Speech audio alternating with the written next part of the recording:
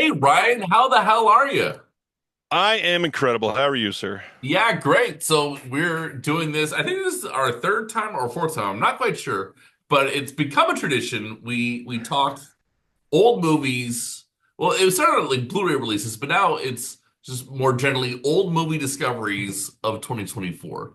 Yep. And of course, you are disconnected, so it's going to be very Blu-ray oriented. Mine are a lot of maybe it's like a VHS or Criterion channel. It's like not like strictly Blu-ray stuff, but Right. heck, I it's the totally same get that. idea. Yeah.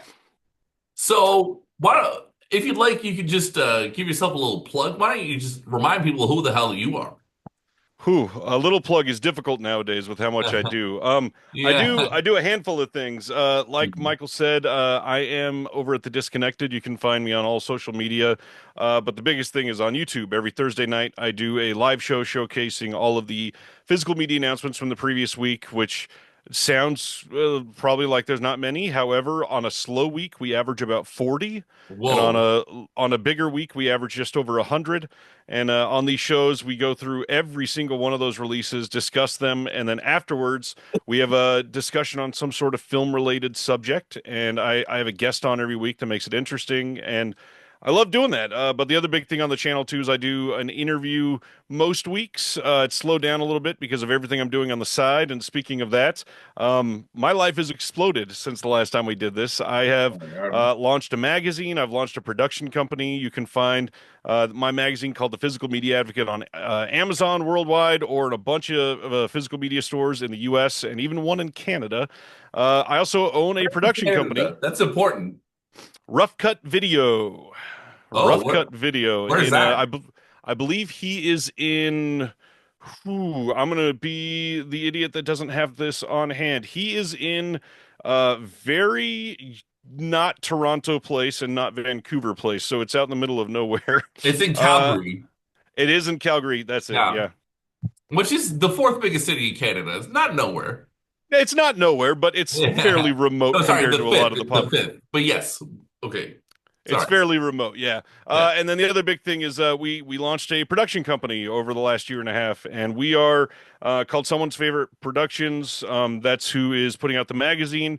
We also are working on Blu-ray releases constantly. In the last year, we've done I don't know, 25-ish discs, and next year is going to be a huge number compared to that. We already have a ton of stuff underway, producing box sets. We are helping companies behind the scenes on many of these releases, and I don't know how I'm still breathing sometimes. And do you are you still doing stuff with Terror Vision? I remember that was the thing too. I am producing TerraVision discs from the ground up, sourcing Wow. talent, doing interviews, maintaining, special features, hiring people to do extras, commentaries, approving essays, formatting all of the booklets for releases. And I'm doing that for other companies that has not been announced publicly yet. So Oh. there's more than that happening. Again, how am I breathing? I don't understand how this is happening. And I still have a full-time job and two kids, but Well, alas. you make me feel very lazy, but that's okay. That's fun too. I like that. That's great. But anyways, let's do it. Let's start with your number five old movie discovery of the year 2024. So this year has been so interesting because I don't know, it feels like, especially in physical media and new releases also, they tend to tell a story. Whether it's a similar theme, whether it's leaning towards lower budget. This year, there's so many films coming out that people have just been waiting on good physical media releases for ages. Stuff that has not ever been released even on like DVD. And a couple of mine were stuff that has been released over the last few years that I just haven't gotten around to because these titles were coming out that I was so shocked by. And I was like, dang, this is great. And everybody's watching them right now. I don't want them to like taint the way I feel about them. So I'm gonna give them a few months. So I haven't watched a lot of those ones that have gotten brand new releases. So I'm going to share some of these that are uh, maybe stuff that people were watching a handful of years ago, and I really like it for that reason. The first one, this is such a unique movie. This is the Arrow video release of Versus. Ooh, This is the movie pretty. that came out in 2000, and it is directed by Ryuhei Kitamura. And this is kind of an indescribable film because it is like 19 genres in one. It's certainly at its core a bit of a martial arts film, but that is covered by like a revenge story and a zombie movie and a like like a full-blown slow motion bullet ballet type of action film and so much else. There's like samurai sword fighting. This movie starts immediately, and for the most part, you don't really know what's happening ever in the movie. It's a story that you kind of cobble together. But I freaking love this. Every single minute of the film was just like, how are they going to keep one-upping this? And every chunk of the story that they add is astonishing. And the best part of this, and why I love physical media for these, I got done with the movie and I was like, well, that was fun, but it didn't like mean much to me. And then I watched a couple of the bonus features and read through the booklet and found out that they were literally making this movie like one budgeted day at a time. And not only that, like filming on the side of a mountain and the snow appeared, so they had to gather up everything and run to another mountain nearby to be able to continue filming. Otherwise, it wouldn't work for them, and then at night go and try to earn money for the film. This was their lives, like literally 24/7. And Wow. the fact that they got this thing out and it made a big impact and got this director noticed, because this is the first thing that really kind of put him on the map. I'm just astonished that it exists. And I'm proud on his behalf, like watching this. It's such a unique piece of cinematic history. Versus is something everybody should watch at least once. It's amazing. Wow, that's cool. It's a movie either I've seen and just forgot everything about, or I just haven't gotten around to it, and definitely enticed to after that little Yeah. pitch I, or I could see spiel. forgetting it too because there's so many stories, but at the same time, it's certainly impactful. Nice. All right, my number five is Naked by Mike Lee. So Mike Lee. I just dropped my clip with Mike Lee, the TIFF red carpet for Hard Truths on Monday. So I was doing a little catch-up work. I'd seen a couple. I just saw a couple of his movies in class. I'm doing my master's in film studies right now, and Nice. I saw Mr. Turner and Happy Go Lucky. And I'll tell you on the red carpet, he was getting a lot of asinine questions from lovely, up and coming journalists, and like the letterbox people, like, what are your four favorite movies? It's like, I don't know. I think that's kind of a dumb question. Or you gotta ask what kind of, if you were a Muppet, what kind of Muppet would you be? He's like, I don't know. I guess Kermit the Frog. Right, right. uh, and I could see like his face, like, oh my God, you put in all this time, you make this good work, and then you get asked these dumb questions. Will I ever mean anything to anyone? Will I just be in the ashes of history? And I took him aside and said, I really like Mr. Turner and Happy Go Lucky. But anyways, I had some catch up to do as well. And this one is really something else. Have you seen the film? I saw it just like you Yeah. just said for Versus years ago. I Yeah. really need to revisit. Yeah. So it's very kooky and perverse, and there's this scene where the main character played by David Thewlis, really one of the great performances I think of the 1990s.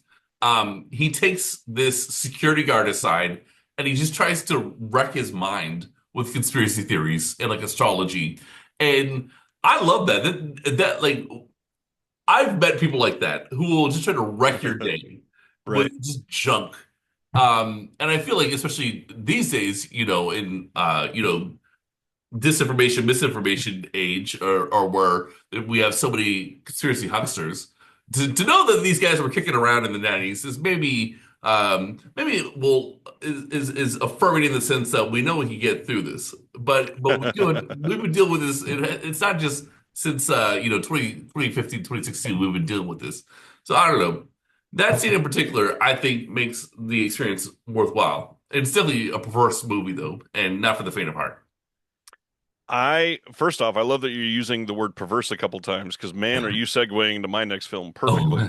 Oh, But I really need to see this one again. I kind of like I've been getting in the mood for like a Mike Lee rewatch on probably not a full filmography, but like a good ooh, 5 or 8 films and ooh. really dive into these. So This one's a that cycle. If you're gonna do like 5 or 8, I'd definitely put that one in there. yeah, that would Yeah, be near there at the top for sure. yeah. Um, Perversity. So this is a movie that embraces it in so many different ways. That is, I don't know, a reputation for only being perverse, and so many people stop because of that word. Um, Mhm.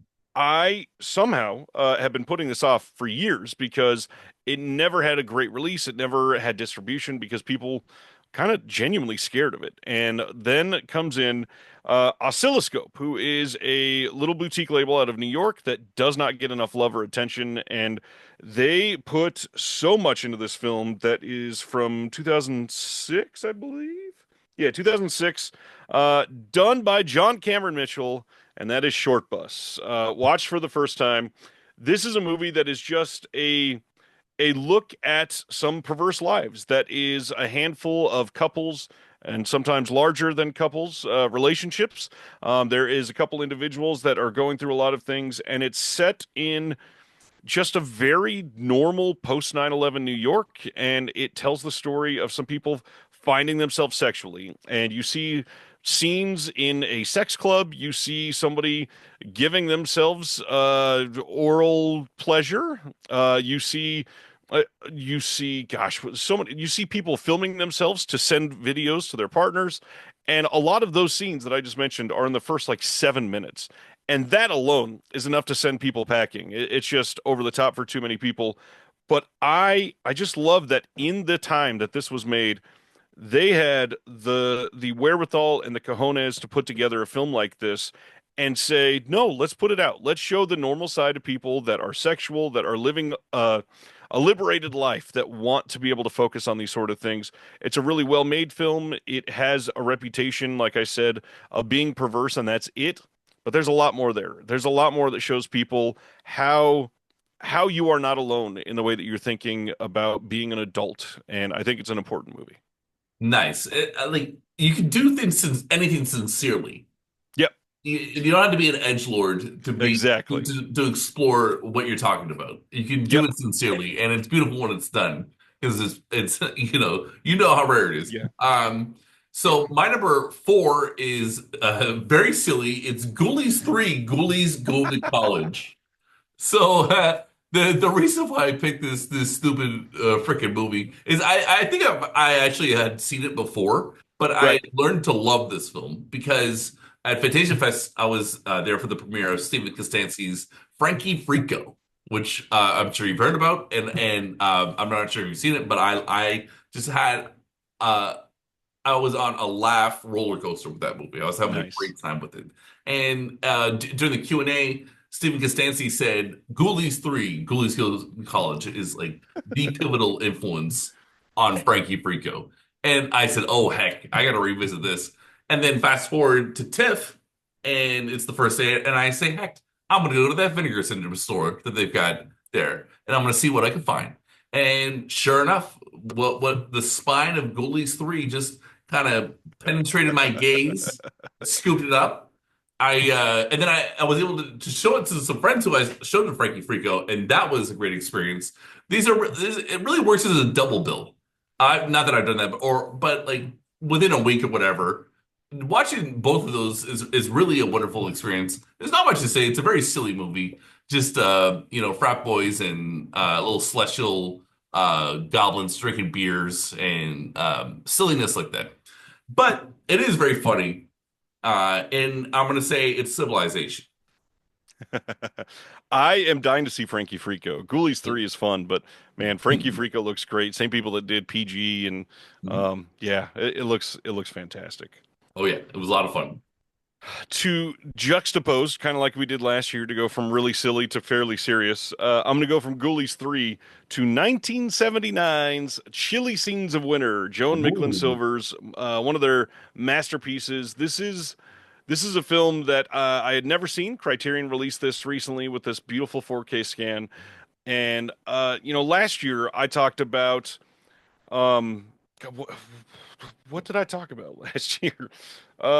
Anyways, there was a film that had some ties to this that I wanted to be able to discuss, and this one I thought it would be a fun discussion to bring up because it's freaking great. John Hurt is amazing in this. All of the acting, to be honest, is incredible. I was shocked because it's kind of billed as this love story, and it's really the opposite. It's one person's love story and one person's kind of like pest story. And it's not like this incel life that we're experiencing in 2024 with so many people, but it's somebody that is I don't know, unrequited in one of the worst ways because if they had met at a different patch of their life, it probably would have been their future all in their hands and done it properly. But this movie has so many just random happenstances that I think work so well because it's got pretty much a perfect script. There's one scene in particular where John Hurt is driving and he accidentally runs into the tree in this person's yard, and it is such an awkward interaction following this slight accident that I was amazed at the acting in this movie. The performances are so earnest, and it's hard to even say they're believable because it just feels like they are their characters. So it's just a portrayal, really. It's just, hey, let's take us and put it on the screen, and it worked in the most perfect way. Nice.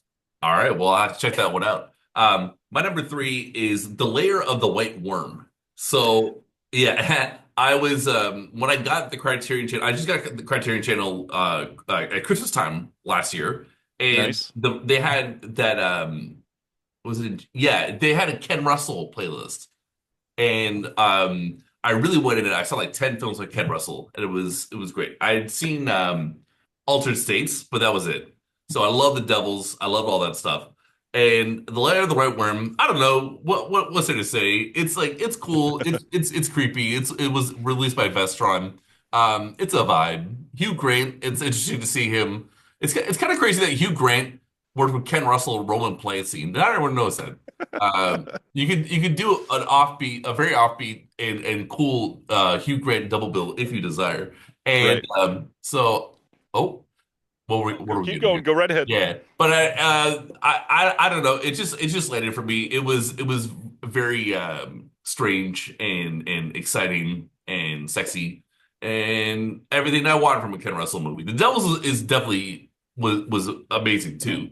Probably better, but whatever. Lair of the White Worm. That's my number three. Lair of the White Worm is a amazing movie. This is a very Ken Russell movie. It's one of those, if you've watched Altered States, that's a much better first Ken Russell film than Lair of the Mm, White Worm. But if Altered mm. States didn't scare you away, Lair of the White Worm is a good second movie, that's for sure. Heck yeah. All right. What's your number two?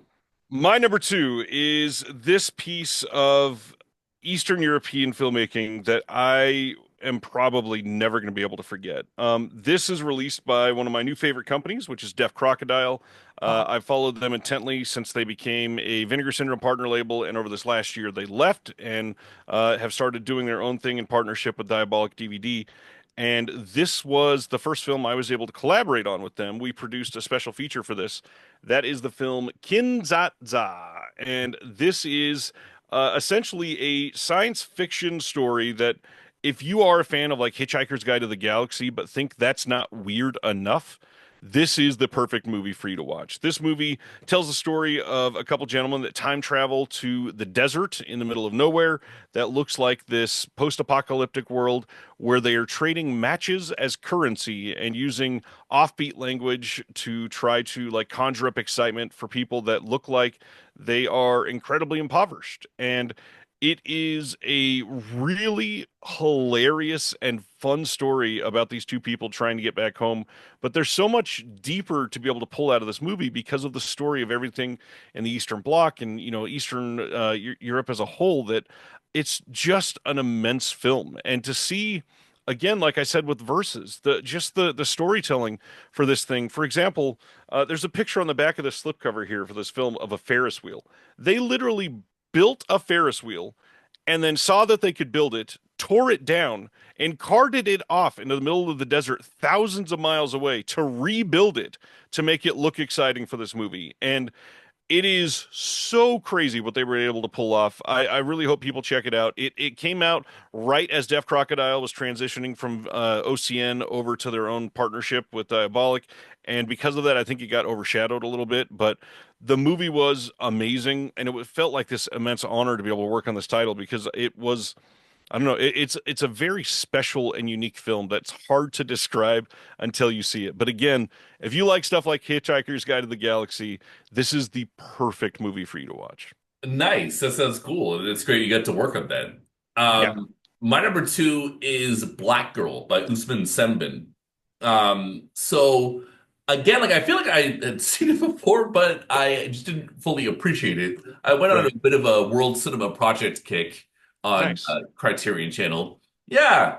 And I wanted to expand, my palette. I watch a lot of Hollywood movies, a lot of European movies, a lot of Asian movies, but it really is great to see something by someone from Senegal.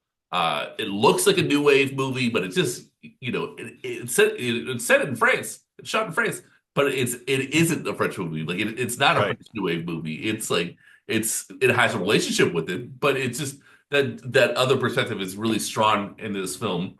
It was there's also a movie that played at TIFF this year called The Party's Over. And when I watched it, I was like, oh my God, it's Black Girl. And it takes place in Spain. But it's literally a woman from Senegal working for a woman in Spain Oh instead wow. of with a woman from France. So it almost felt like a remake, to be honest.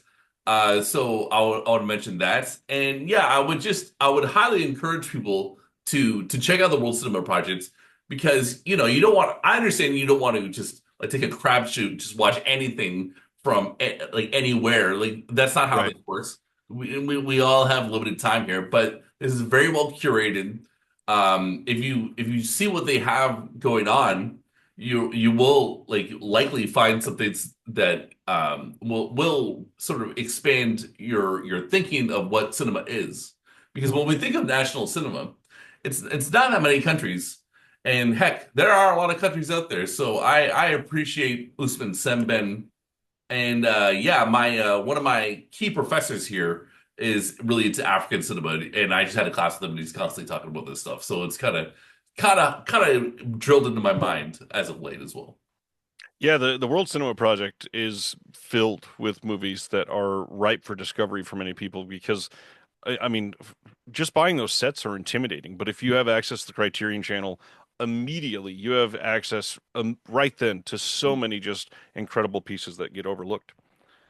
All right, we are here. Number one, this movie Moment of came truth. out on physical media very early in 2024 Hmm. through a new sub-label of Vinegar Syndrome. It also came out, I believe, in 2023 from, I want to say Umbrella in Australia. And somehow I'd never seen it. And through my love of physical media over the last like 4 or 5 years, have fallen in love with everything that I could possibly find with certain actors, of course. But when we all love Nicolas Cage, and usually that's enough to draw you to a film. But when you see that you're able to watch not only Nicolas Cage, but you're able to get a cast that has Laura Flynn Boyle, and maybe most importantly for me, and I think there's a better way to share this without giving everything away, because I want to get one certain picture for the video. There it is. Okay. If you like physical media, this man has There we played a go. huge part in your life over the last, handful of years, and that is the film Red Rock West from 1993. This is John Dahl's Red Rock West. It came out through a company called Cinematograph, and they are, like I said, a sub-label of Vinegar Syndrome, and they're kind of focusing on underseen or maybe it's better to say like undistributed American titles from the late 60s, early 70s, all the way up to the 90s. And they've given us things like Little Darlings or Paul Schrader's Touch. And Red Rock West, I believe, was their second title, came out like the first week of January. And this movie is one I'd heard about for a long time. It's one that was difficult to see for years. And now it's here in this gorgeous cut. I'm astonished at how good it looks. But beyond that, the story is freaking amazing. It is like this ultra neo noir that is set in this beautiful landscape, and Nicolas Cage just being typically unhinged Cage in a couple of these scenes. But I don't know. There's something about the story that's magnetic, and it's sympathetic to certain people in certain scenes, and then you find yourself hating those characters just two scenes later. But it's a story that is so just seemingly normal, and it just escalates and escalates and escalates.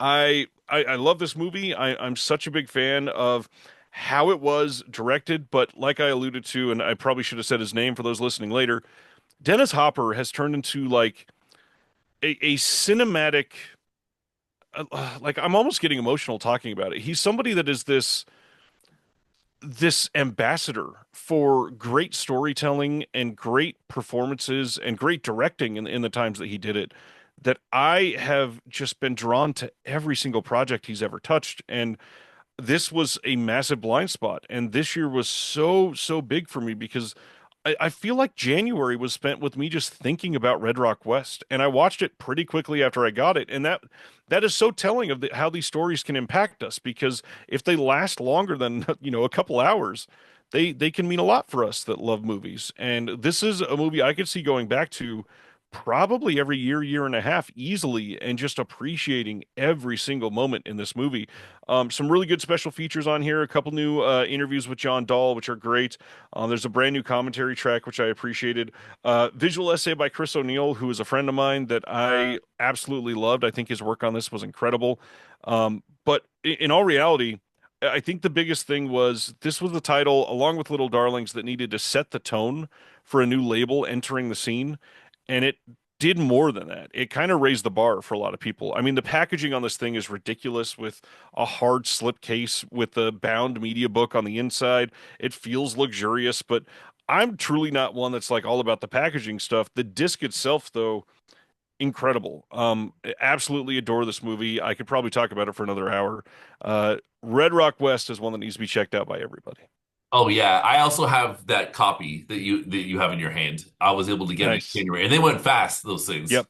they went really fast, and Hard to get now. yeah, and I guess what really like drew me to it is I was thinking, oh my God, we got Dennis Hopper of Blue Velvet, Lara Flynn Boyle of Twin Peaks, and Nicolas Cage of Wild at Heart. I'm going to get the ultimate like Lynch fest, Yep. and it's its own thing. It was two Yep. brothers, one length film noir, one length westerns, and they made it work. And they, like as you said, there are scenes of like the full cage, but Yep. not throughout the whole thing, right? Like Right. we like lean into that more. Directors will want that more and more as the years went on, but that's not all that's going on here. And Right. I really appreciated every the packaging and everything with it. The booklet's great. Yep. I also really love for that label Dangerous Game. I have Yeah. adopted that as well. I'm a big Abel Ferrara fan. I got to interview him last year, and that's like Nice. between him and Takashi Miike, those are my favorites. I love it. I Very love nice. Abel Ferrara. And anyways, that's a great release. I highly recommend that for people. It is really gross though. It's pretty intense. Yeah. Um uh anyways, yes, great stuff. Love that label.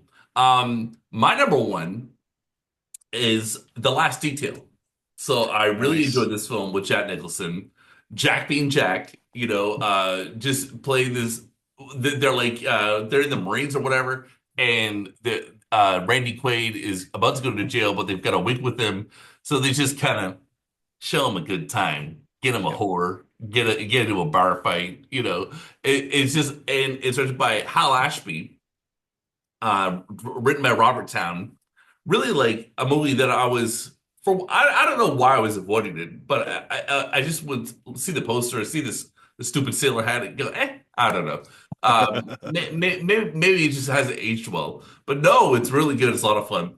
Uh, I it really blew me away, and I really enjoyed reading about Hal Ashby in that book, Easy Riders, Raging Bulls.